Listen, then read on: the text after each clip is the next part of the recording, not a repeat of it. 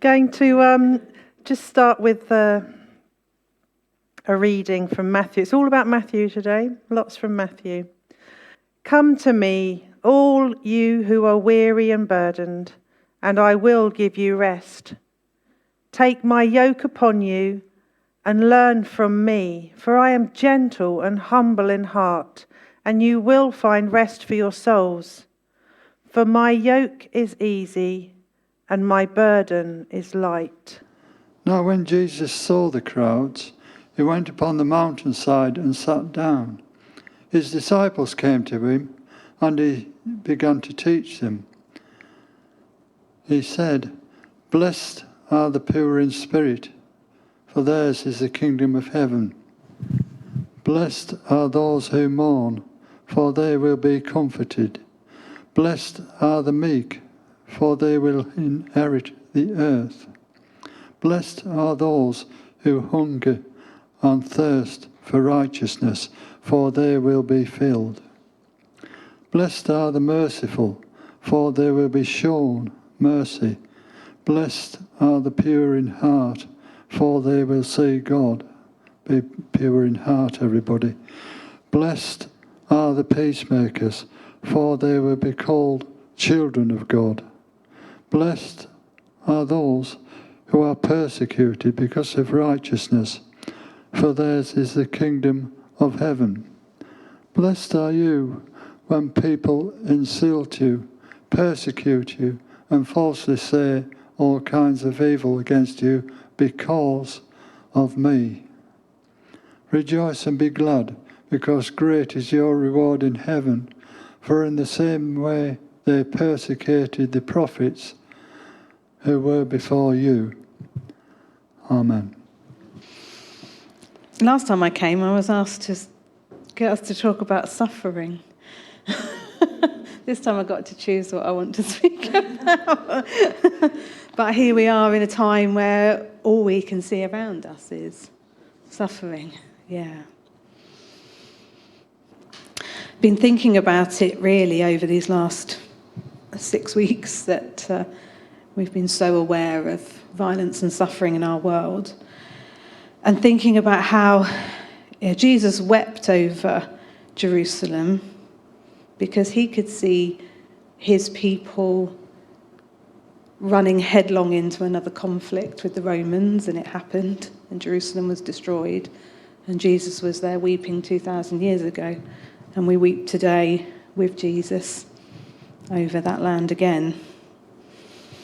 And we've seen continually, it's never stopped, that cycle of violence, that we see it on a global scale, but we also see it around us, see it in our own lives, see it in our neighbourhoods, our communities, our nation. And I've been, like many of us, we've been looking, we've been praying, we've been asking God that beautiful prayer. It is totally out of sorts, I love that phrase, with who God is and what God is about. And we're praying for something to shift, aren't we? We're praying for compassion, we're praying for wisdom, we're praying for the peace of God's kingdom to come across the world and here where we are. And as I'm looking at that, I'm finding myself coming back to my corner of the world, the place where I can do something, the place where I have some influence maybe, the place where I'm called to. And perhaps we're all doing that. Where can I be a bringer of peace, a maker of peace where I am? And that's what's brought me back continually over these last few weeks back to the Beatitudes. These are, the first words of Jesus really in the Gospels. Jesus goes to a mountain. He's getting people to think about Moses giving the law from the mountain. He's laying out his manifesto, the core of his teaching. He's saying, you need to live this stuff. This is not enough to be like the Pharisees and distill it all into a set of laws, and if you follow them, you'll keep pure. This is something that has to get into your heart and your soul and your mind and your body. It needs to change you on the inside so that you can discern and respond and be agile and nimble whatever the world throws at you and however the world changes. And Jesus is talking about a law of love, not a law of fear. It's a law of mercy, not a law of retribution. It's a law of humility and not a law of power.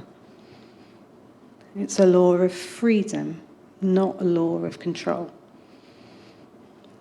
It's a law of peace, not a law of violence. And it is a cycle of peace that we pray will break into that cycle of violence. And each step of the Beatitudes that we've just read, each one opens up the way for the next step. And we're going to reflect our way through those different steps. And as we do that, I'm just going to think about each one and then give you a chance to pause in the silence and reflect. Allow God to work in your life. Allow the Spirit to speak to you in whatever way he needs to speak to you today. Just a reminder that the Beatitudes aren't, these are the ways you get to God. These are the ways you earn God. That is not what the Beatitudes are about, because they are hard. As we go through them, we'll see how much harder they get one by one. This is an invitation to go on a journey with Jesus. This is an invitation into fullness of life, and it is degree by degree and step by step. And as we look at these different Beatitudes, it can feel difficult and impossible at times. But God is not judging us for how far we get. God is just so delighted to have us on the journey. If we just get to step 1 and we call out to God, I already can't do any more than this. God is delighted to have us on the journey, and God will give us his Spirit to keep helping us step. And sometimes we want to be here, and God might only want us to be here right now because that's enough. So I want to say as we start, you are enough as you are. That's how God feels about you. We recognise the gaps, the distances that we are from God. But that is where Jesus fills the gap for us. And Jesus invites us along. I've put some things out there, not because you must pick something up, but if you want to jot anything down as we go along, as we reflect, because it's quite good if you're doing a bit of your own sort of personal reflection, that if a word or a phrase or a prayer comes up for you, that you have it to take with you. So if anyone wants to pick something up, I'll give you a moment if anyone wants to. You might already have something in your bag or that.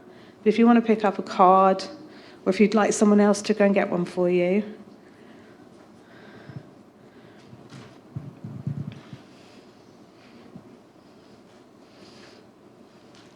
And if at any point you think, I wish I'd picked up a card because I want to write that down, just do feel free to pick one up. It's not a problem.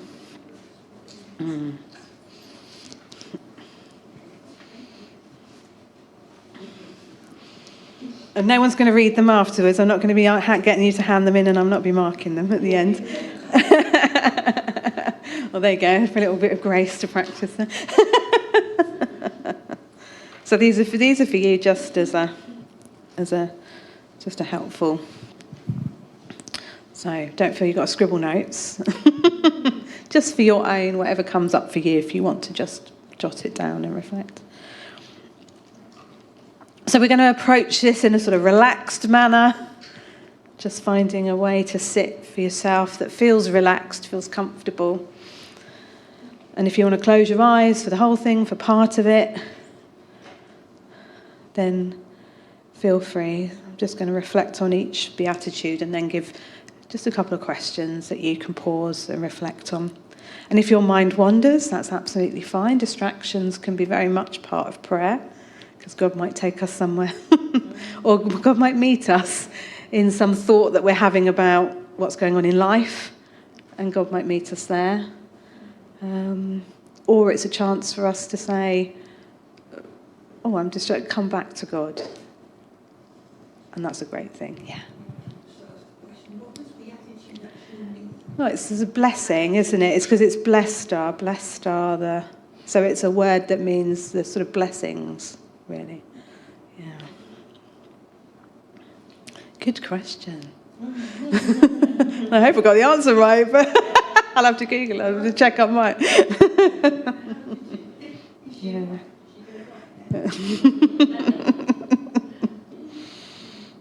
That's all right. Excellent. So we're going to start with that first one. So like I say, you might want to close your eyes. You might want to just relax your eyes and listen. Jesus said, "Blessed are the poor in spirit, for theirs is the kingdom of heaven."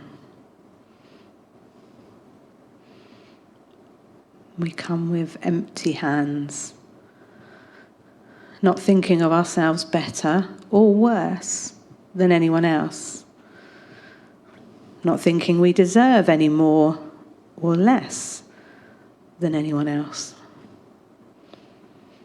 Our human spirit is created by God, but it's a weak and fragile vessel,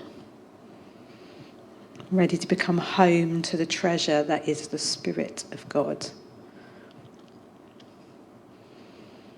We become aware that there's not one step on this journey of being a disciple that we can do on our own or in our own strength. This is the first step in the cycle of peace. It's the first step of being a disciple. So let's pause with these words of Jesus. Blessed are the poor in spirit, for theirs is the kingdom of heaven.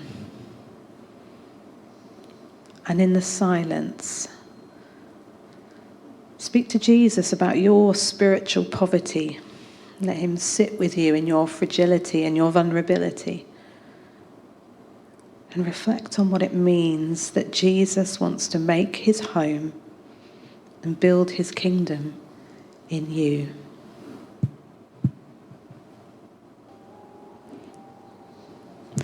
And Jesus said, "Blessed are those who mourn, for they will be comforted."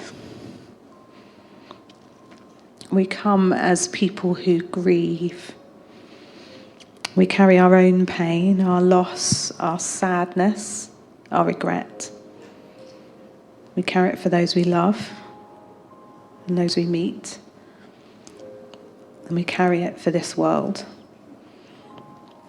And as we walk with Jesus, we weep with him as he opens our eyes and our hearts to the distance that we as humans have created between us and God, between us and each other, and within ourselves. But instead of pushing our pain on others, instead of hurting them to ease our own wounds, instead of masking and saying, "I'm fine," we're invited to mourn and lament. We can learn to face our emotions and to own them. We can start to be honest with God and with companions in faith that we can trust. And we can let God work in us. And we can say sorry. This is the second step in the cycle of peace. And it's the second step of being a disciple. So let's pause with these words of Jesus. Blessed are those who mourn, for they will be comforted. And in the silence, think about times you've found comfort or you've been comforted. You might think about when being honest about how you're doing or how you're feeling has brought you closer to God or closer to someone else. You might remember a time when you have experienced your wounds being healed by Christ. Jesus said, "Blessed are the meek, for they will inherit the earth." And we come in gentleness, learning not to be seeking power or needing control, not taking or grasping, but holding things lightly, not forcing our way through, but being patient with ourselves and with others. Beginning to listen before speaking. Being more open and curious, and starting to notice the small, still small voice of God. This is the third step in the cycle of peace, the third step of being a disciple.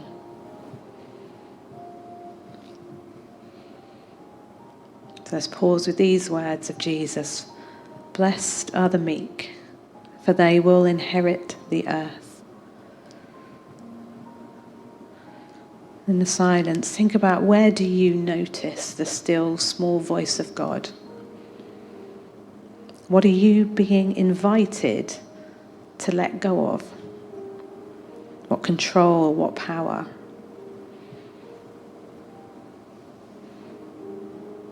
So that your heart is open to receive the gift or the inheritance of God. Jesus said, blessed are those who hunger and thirst for righteousness, for they will be filled. We come with a longing for what is right and just and fair. It's easy to start out there and point the finger of blame. But we need to be willing to look at ourselves first and look at what needs to be put right inside of us. Our patterns of thinking, our attitudes, our actions, our self-righteousness. Jesus gives us a compassionate and non-judgmental space to deal with the plank in our own eye so that we can see more clearly, so that we can tackle the right issues, understand the real injustices, and hunger after true righteousness. This is the fourth step in the cycle of peace, and the fourth step of being a disciple. So we pause with these words of Jesus. Blessed are those who hunger and thirst for righteousness, for they will be filled. And in the silence, just reflect on, what is your appetite for righteousness, justice, and fairness at the moment?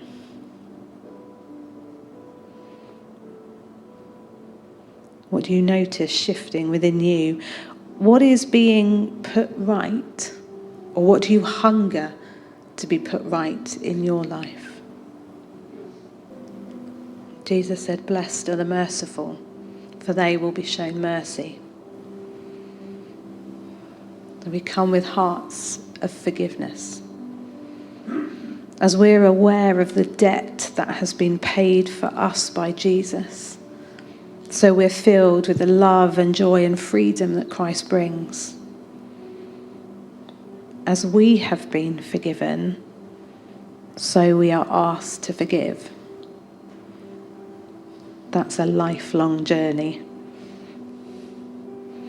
We have the ultimate model of mercy, who teaches us the way of mercy so that we can offer the love and the joy and the freedom of restored relationships, of burdens lifted, of guilt removed, and of shame healed.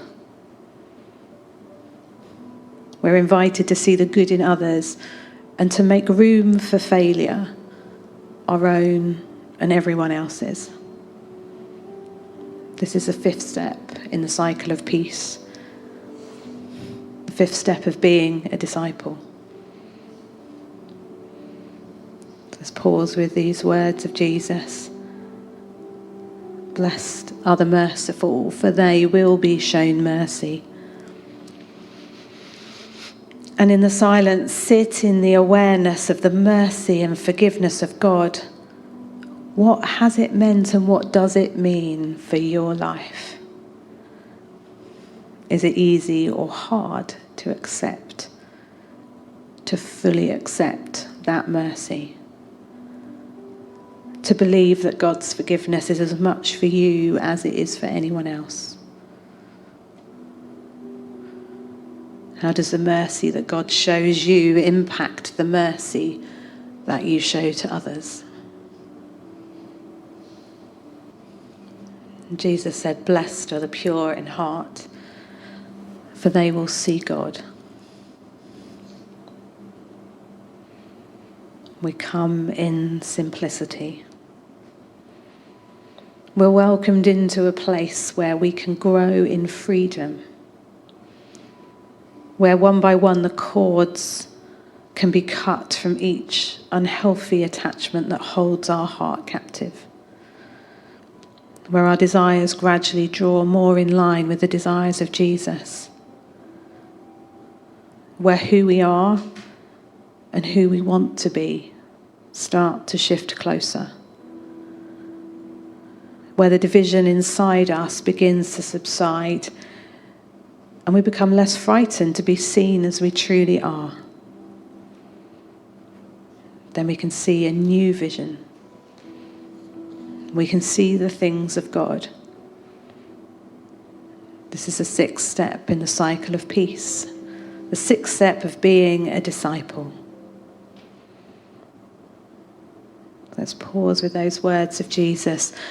Blessed are the pure in heart, for they will see God. And in the silence, reflect on where you are longing for freedom in your heart. Be aware of the ways that your heart has grown closer to God. How has God opened your eyes to what is good? Jesus said, "Blessed are the peacemakers, for they will be called children of God." We come ready to make peace, because we do need to make peace. We need to create it and work at it. Peace doesn't just appear by itself. Peace isn't an absence of something, an absence of noise, an absence of conflict. Peace is the presence of God's shalom, the restorative, healing power of God. Making peace is risky. It requires all those other steps. It requires looking deep into ourselves and letting ourselves first of all be transformed by God. Jesus showed us that peace is an active, non-violent resistance. It doesn't run away from evil, but confronts it. This is the seventh step in the cycle of peace, the seventh step of being a disciple. So let's pause with these words of Jesus. Blessed are the peacemakers, for they will be called children of God. And in the silence, think about a way you have seen God's peace transform a situation or change things within you. And in your prayer, hold a situation that you're aware of, either something close to you or something in our world. Pray for peace and for the help that you need to become a peacemaker where you are. Jesus said, "Blessed are those who are persecuted because of righteousness, for theirs is the kingdom of heaven." We come knowing it's not going to be easy. Making peace is hard work. Following Jesus is hard work. For every bit of inner work we do, for each of the 7 steps we've taken, for every bit of love and joy and peace we carry, not everyone wants this in their lives. Not everyone wants to follow the path of peace. For Jesus, it cost him his life. And many others of his followers took that same journey of suffering. And there will be a cost for us too, in some way or another. But the prize is beyond our imagining. The kingdom of heaven. So we don't step out on our own crusade. We fix our eyes on Jesus. We ask for God's love to guide us and for the Spirit to give us courage to stand. Just starting with the little things and seeing what happens. This is the 8th step in the cycle of peace, the 8th step of being a disciple. So let's pause with these words of Jesus. Blessed are those who are persecuted because of righteousness, for theirs is the kingdom of heaven. And in the silence, acknowledge that this is hard. It is costly being a disciple of Jesus. Ask for the vision, the love, and the courage that you need for this journey. That final step of the 8 reminds us of our frailty and our empty-handedness and our limits and our fears. Jesus goes on to say even more about what will happen as we follow the path of peace. And as we face those difficulties, it brings us back to step number 1, back to our poverty of spirit, back to our complete dependence on God. And so the cycle starts again, like the seasons slowly bringing more growth year on year, like a spiral working its way down into our hearts and into our lives, never ending, just drawing us deeper and deeper into God, taking us slowly, step by step, degree by degree, along the path of peace and the way of the disciple. There is no point in this life where we arrive. We simply need to be on the road.